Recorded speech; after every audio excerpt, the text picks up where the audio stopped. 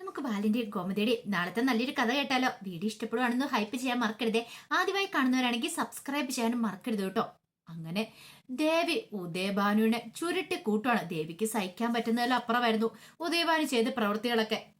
ബാലച്ചന്റെ മുറിയിലേക്ക് കയറി അവിടുന്ന് എന്തോ മോഷ്ടിക്കാനുള്ള പുറപ്പാടാന്ന് ദേവിക്ക് മനസ്സിലായിരുന്നു. ശ്രീദേവി പറഞ്ഞു, എത്രയും പെട്ടെന്ന് തന്നെ അച്ഛനോടൊന്ന് പോയിക്കോണെന്ന് പറഞ്ഞു. അല്ല മോളെ, ഈ രാത്രിയോ പകലൊന്നും എനിക്കറിയണ്ട, ഇവിടുന്ന് പോയാൽ മതി എന്ന് പറഞ്ഞു. അല്ല മോളെ, ഞാൻ ഇവിടുന്ന് പോയിട്ടുണ്ടെങ്കിൽ ഈ വീട്ടിലുള്ളവര് എന്ത് കരുതും? നേരം വെളുക്കുമ്പോ അവര് ചോദിക്കില്ല ഞാൻ എവിടെയെന്ന്. അതൊക്കെ ഞാൻ പറഞ്ഞോളാം. പക്ഷെ ഇനി അച്ഛനും ഇവിടെ ഒരു നിമിഷം പോലും നിൽക്കാൻ ഞാൻ സമ്മതിക്കില്ല. കാരണം അച്ഛൻ ഇനി ഇവിടെ നിന്നിട്ടുണ്ടെങ്കിൽ എന്റെ ജീവിതം കൂടെ താറുമാറാകും. അല്ലേ എപ്പോഴാ ഏത് നിമിഷം ഞാൻ ഈ വീട്ടിൽ നിന്ന് ഇറങ്ങേണ്ടി വരുമെന്ന് പോലും എനിക്കറിയില്ല. അങ്ങനെ ഒരു സാഹചര്യത്തിലാണ് എന്റെ ജീവിതം മുന്നോട്ട് പോയിക്കൊണ്ടിരിക്കുന്നത്. ആൻതേണ് ഇവിടെ ഇല്ലാത്ത ഭാഗ്യം ആൻതേണ് ഉണ്ടായിരുന്നെങ്കിലുണ്ടല്ലോ അച്ഛനെപ്പോ ഈ വീട്ടിൽ നിന്ന് അടിച്ചിറക്കിയാനും. എന്തിനേറെ പറയുന്നു, പ്രായത്തിന് മൂത്തായി അച്ഛനായി പോയില്ലേ. അല്ലായിരുന്നെങ്കിലുണ്ടല്ലോ ഇപ്പൊ ഞാൻ കാണിച്ചു തന്നേണെന്ന് പറഞ്ഞു. ഈ സമയത്ത് എന്ത് ചെയ്യണമെന്നറിയില്ല. ഉദയഭാനു ഇങ്ങനെ ശ്രീദേവിയെ തന്നെ നോക്കുകയാണ്. എന്നിട്ട് പറഞ്ഞു, മോളെ ദേവി, ഞാൻ നിനക്ക് വേണ്ടിയിട്ട് ഓരോ കാര്യങ്ങളൊക്കെ ചെയ്തേ. നിന്റെ നന്മയെ കരുതിയിട്ട്, ദൈവത്തെ ഓർത്ത് എന്റെ നന്മയെ കരുതിയിട്ട് അച്ഛൻ ഇനി ഒന്നും ചെയ്യണ്ട. ഞാൻ എങ്ങനെയാലും ഒന്ന് ജീവിച്ചു പോയിക്കോട്ടെ. അധികം വൈകാതെ മിക്കവാറും ഞാൻ ആ വീട്ടിലേക്ക് തിരികെ വരേണ്ടി വരും. എന്റെ അവസാനം കാണുകയാണല്ലോ നിങ്ങളുടെ ലക്ഷ്യം. എത്ര പറഞ്ഞാലും തലയിലേക്ക് കയറില്ലാത്ത ഒരു അച്ഛനും അമ്മേ, നിങ്ങൾ ഈ ചതിയൊക്കെ ചെയ്തിട്ട് ഈ ക്രൂരതയൊക്കെ ചെയ്ത് എന്റെ ജീവൻ നശിപ്പിക്കാനല്ലേന്ന് ചോദിച്ചു. അയ്യോ മോളെ, അങ്ങനെയൊന്നും കരുതിയിട്ടല്ല. വേണ്ട, കൂടുതൽ ന്യായങ്ങളൊന്നും പറയണ്ട, പോകാൻ നോക്ക്. ഇനിയിപ്പം ആരെങ്കിലും ഉണർന്നു വന്നിട്ടുണ്ടെങ്കിൽ അത് അതിനേക്കാളും വലിയ പ്രശ്നമാവും. അതുകൊണ്ട് പോകാൻ നോക്കാൻ നല്ലതെന്ന് പറഞ്ഞു. അല്ല മോളെ, ഈ രാത്രി ഞാൻ എങ്ങനെ വണ്ടിയൊന്നും ഇല്ലാതെ നടന്നു പോയാൽ മതി? വണ്ടി കിട്ടുന്നിടത്തുനിന്ന് കയറിയാൽ മതി എന്ന് പറഞ്ഞല്ലേ, നടന്നോളാൻ പറഞ്ഞു. അങ്ങനെ ഉദയഭാനുവിനെ വീട്ടിൽ നിന്ന് ഇറക്കി വിടുവാണ്. ഉദയഭാനുവിന് പോകാതിരിക്കാൻ പറ്റില്ല. പിന്നീട് ശ്രീദേവി അകത്തേക്ക് വന്നിട്ട് ശ്രീദേവിക്ക് സങ്കടം സഹിക്കാൻ പറ്റുന്നുണ്ടായിരുന്നില്ല. ശ്രീദേവി ഹാളി വന്നിരുന്ന് കരയുവാണ്. എത്ര സമയം അങ്ങനെ ഇരുന്നെന്ന് പോലും ശ്രീദേവിക്ക് അറിയുണ്ടായിരുന്നില്ല. കുറെ സമയം കഴിഞ്ഞപ്പോൾ ഗോമതി കണ്ണു തുറന്നു നോക്കി കഴിഞ്ഞപ്പോൾ ശ്രീദേവിയെ കാണുന്നില്ല. ഗോമതി വന്നു നോക്കിയപ്പോൾ ശ്രീദേവി ഹാളിൽ ഇരിക്കുന്നുണ്ടു, കരയുന്ന കണ്ടു. ആ കാഴ്ച കണ്ടപ്പോൾ ഗോമതി ഓർത്തെ, കുഞ്ഞിനെ നഷ്ടപ്പെട്ടിരിക്കുമല്ലേ, അത് മാത്രമല്ല ആനന്ദമില്ലല്ലോ, അപ്പൊ അതിന്റെ സങ്കടം കൊണ്ടായിരിക്കും എന്ന് കരുതിയിട്ട് ഗോമതി വന്നിട്ട് ചോദിച്ചു, എന്താ മോളെ, എന്താ പറ്റിയെന്ന് ചോദിച്ചു. ഒന്നുമില്ലമ്മേ, മോൾ എന്തിനാ ഇവിടെ തനിച്ചു വന്നിരിക്കുന്നേ? വന്നിരുന്നത് കരയുവാണോ? എന്താ ഇത് എന്നൊക്കെ ചോദിച്ചിട്ടുണ്ട്. ശ്രീദേവി ചേർത്ത് പിടിച്ച് ആശ്വസിപ്പിക്കുന്നുണ്ട്. പക്ഷെ ശ്രീദേവിയുടെ സങ്കടം ശ്രീദേവിക്കല്ലേ അറിയുള്ളൂ. തന്റെ മനസ്സിലെ വിഷമം എന്താന്ന് ഇവരോട് ആരോടേലും പറയാൻ പറ്റുമോ?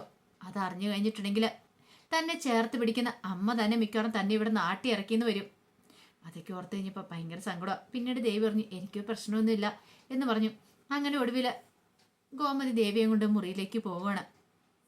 പിറ്റേ ദിവസം രാവിലെ ബാലൻ കണ്ണു തുറന്ന് നോക്കിക്കഴിഞ്ഞപ്പോൾ ബാലന്റെ ദേഹത്തേക്ക് ആര്യന്, ആനന്ദ്, ആകാശ് എല്ലാവരും ഉണ്ട്.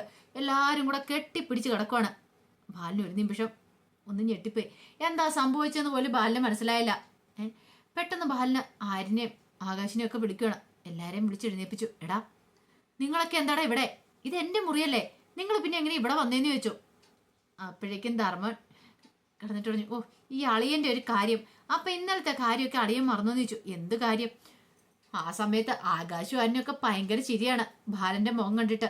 കാരണം കൺമൻഷിയും ഐലൈനറും കൊണ്ട് ബാലന്റെ മുഖം വികൃതമായിരുന്നു. നരച്ച മുടിയെല്ലാം കറപ്പിച്ച് തലയിലെല്ലാം ഐലൈനറും കൺമൻഷിയായിരുന്നു. ഒരു പരുവത്തിലാണ് ബാലിരിക്കുന്നത്. ബാലന്റെ ആ കോലം കണ്ടു കഴിഞ്ഞപ്പോഴത്തേനും ധർമ്മനൊന്നും ചിരിയടക്കാൻ പറ്റിയില്ല.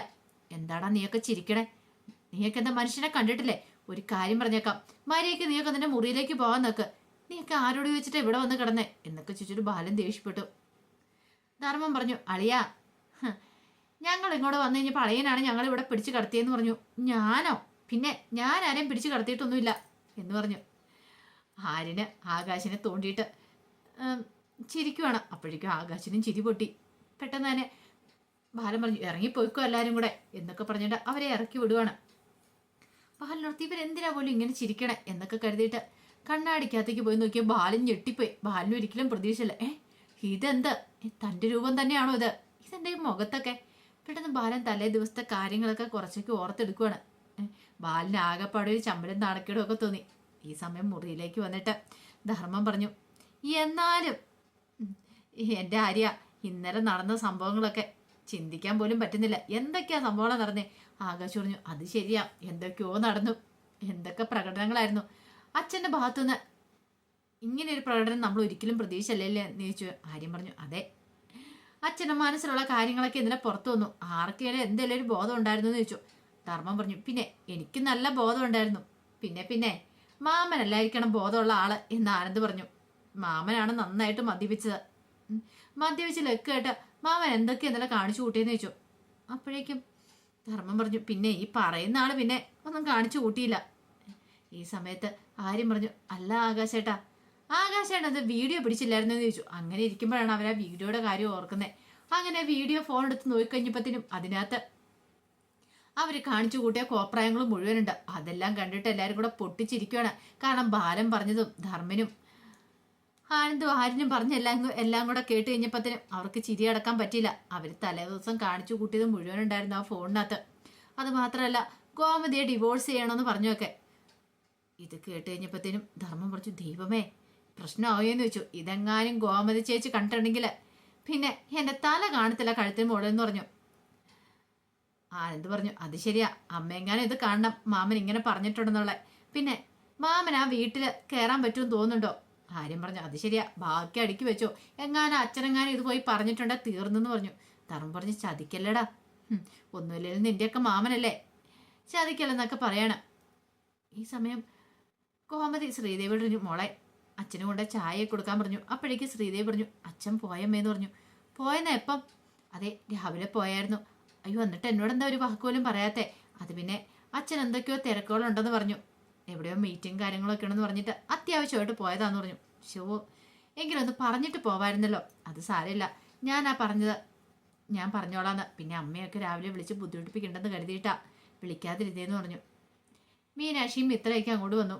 പിന്നീട് അവരിങ്ങനെ സംസാരിക്കുകയാണ്. ഈ സമയത്ത് മിത്ര ചോദിച്ചു, അല്ല മീനാക്ഷി ചേച്ചിക്ക് ഇന്ന് ഓഫീസിൽ പോകണമെന്ന് ചോദിച്ചു. ഇന്ന് പോകാതിരിക്കാൻ പറ്റില്ല, അത്യാവശ്യം 1-2 കാര്യങ്ങളൊക്കെ ഉണ്ട്, അത് തീർത്തിട്ട് ഞാൻ നേരത്തെ ഇങ്ങോട്ടേക്ക് വരാം, എന്നിട്ട് നമുക്കിന്ന് പുറത്ത് പോകാമെന്ന് പറഞ്ഞു. ഉച്ച കഴിഞ്ഞ് ഞാൻ ലീവ് എടുക്കാമെന്ന് പറഞ്ഞു. കാരണം തലേ ദിവസം പോകാൻ പറ്റിയില്ല. അപ്പം ഇന്ന് ഉച്ച കഴിഞ്ഞിട്ട് എന്താണെങ്കിലും പുറത്ത് പോകണം, ശ്രീദേവിയും കൊണ്ട് പുറത്ത് പോകണം എന്നൊക്കെ മീനു പറഞ്ഞു. അത് കേട്ടപ്പോൾ ഗോമതി പറഞ്ഞു, അങ്ങനെയാണെങ്കിൽ ഉച്ചയാകുമ്പത്തേനും ഞങ്ങൾ റെഡിയായിട്ടിരിക്കാമെന്ന് പറഞ്ഞു. മീനാക്ഷി ഓഫീസിലേക്ക് ഇറങ്ങുവാണ്. അതേ സമയത്ത് അച്യുതന് ചില പ്ലാനുകളൊക്കെ നടത്തിയിട്ടുണ്ടായിരുന്നു. കോറിയുടെ ലൈസൻസ് കിട്ടാത്തതുകൊണ്ട് മീനാക്ഷിക്കിട്ടൊരു പണി കൊടുക്കണം. അവളെ വെറുതെ വിട്ടിട്ട് കാര്യമില്ല, കുറേ നാളായി അവൾക്കിട്ട് ഓങ്ങി വെച്ചിരിക്കുന്നത്. അവൾ കളിച്ച് അവള് കൃഷ്ണമംഗലത്തെ ഇല്ലാതാക്കാനാണ് ശ്രമിച്ചുകൊണ്ടിരിക്കുന്നത്. ഒടുവിൽ അയാൾ എന്ത് ചെയ്തു, തൻ്റെ ശിങ്കിടികളായി 1-2 പേരെ പോയി കാണുന്നുണ്ട്. പിന്നീട് അവരോട് കുറച്ച് കാര്യങ്ങളൊക്കെ സംസാരിക്കണം. അപ്പം കൈക്കൂലി കേസിൽ മീനാക്ഷിയെ പ്രതിയാക്കാനായിട്ടാണ് ശ്രമിക്കുന്നത്. ഇനിയിപ്പോൾ അത് മാത്രമേ ഉള്ളൂ. അങ്ങനെയാണെങ്കിൽ അവൾക്ക് സസ്പെൻഷൻ കിട്ടും, അവൾക്ക് വീട്ടിൽ പോയി ഇരിക്കാം. ആ ഒരു ഗ്യാപ്പിൽ തനിക്ക് ക്വാറിയുടെ ലൈസൻസ് നേടിയെടുക്കുകയും ചെയ്യാം. കാരണം തൻ്റെ ആൾക്കാരായിരിക്കും പിന്നെ അവിടേക്ക് വരാൻ പോകുന്നത്. അതുകൊണ്ട് പേടിക്കേണ്ട കാര്യമൊന്നുമില്ല എന്നൊക്കെ ഒരു ചിന്തയായിരുന്നു. അങ്ങനെ കാര്യങ്ങളൊക്കെ വേണ്ട വിധം പറഞ്ഞ് അവരെല്ലാം സെറ്റ് ചെയ്യുവാണ്. പക്ഷെ മീനാക്ഷി ഇതൊന്നും അറിയുന്നുണ്ടായിരുന്നില്ല. മീനാക്ഷി ഇപ്പം അതുപോലെ ഓഫീസിലേക്ക് വന്ന് തൻ്റെ ജോലി തുടങ്ങുവാണ്. കുറച്ച് കഴിഞ്ഞപ്പോഴത്തേനുമാണ് 1-2 പേര് ഒരു സർട്ടിഫിക്കറ്റിൻ്റെ ആവശ്യത്തിനായിട്ട് അങ്ങോട്ട് വരുന്നത്. അങ്ങനെ അവർ മീനാക്ഷിയോട് സർട്ടിഫിക്കറ്റിനെ കുറിച്ചൊക്കെ സംസാരിക്കുമ്പോൾ മീനാക്ഷി പറഞ്ഞു, ഞാൻ ഫയൽസൊക്കെ നോക്കട്ടെ എന്നിട്ട് കാര്യങ്ങളൊക്കെ പറയാമെന്ന് പറഞ്ഞു. പക്ഷെ അവരുടെ ഉദ്ദേശലക്ഷ്യം എന്താണെന്ന് മീനുവിന് അറിയുന്നുണ്ടായിരുന്നില്ല. അവർ തന്നെ കൊടുക്കാൻ വന്നുള്ള കാര്യങ്ങളും മീനാക്ഷിക്ക് അറിയുന്നുണ്ടായിരുന്നില്ല. അവർ തന്ത്രപൂർവ്വം പല കാര്യങ്ങളും പ്ലാൻ ചെയ്തിട്ടാണ് തൻ്റെ മുന്നിൽ ഇരിക്കണേന്നും അറിയുണ്ടായിരുന്നില്ല. അപ്പോൾ അതിൻ്റെ വിശേഷങ്ങളൊക്കെയാണ് കാണാനായിട്ട് പോകുന്നത്. മീനാക്ഷിയെ കൊടുക്കാൻ ശ്രമിച്ചു, കൈക്കൂലി കൊടുത്ത് മീനാക്ഷിയെ തകർക്കാണ്ട് ശ്രമിക്കും. പക്ഷെ ഒടുവിൽ മീനാക്ഷി തന്നെ ജയിക്കും, സത്യം തന്നെ ജയിക്കും. മീനാക്ഷി കള്ളത്തരമൊന്നും കാണിച്ചിട്ടില്ലെന്ന് തെളിയിക്കപ്പെടുകയും ചെയ്യും. അപ്പോൾ അതിൻ്റെ വിശേഷങ്ങളൊക്കെയാണ് നമ്മൾ കാണാൻ പോകുന്നത്. ആ വിശേഷങ്ങൾക്കായി നമുക്ക് എല്ലാവർക്കും കാത്തിരിക്കാം കേട്ടോ. ഒരിക്കൽ കൂടി എല്ലാവർക്കും ശുഭരാത്രി നേർന്നുകൊണ്ട് നിർത്തുന്നു. നന്ദി.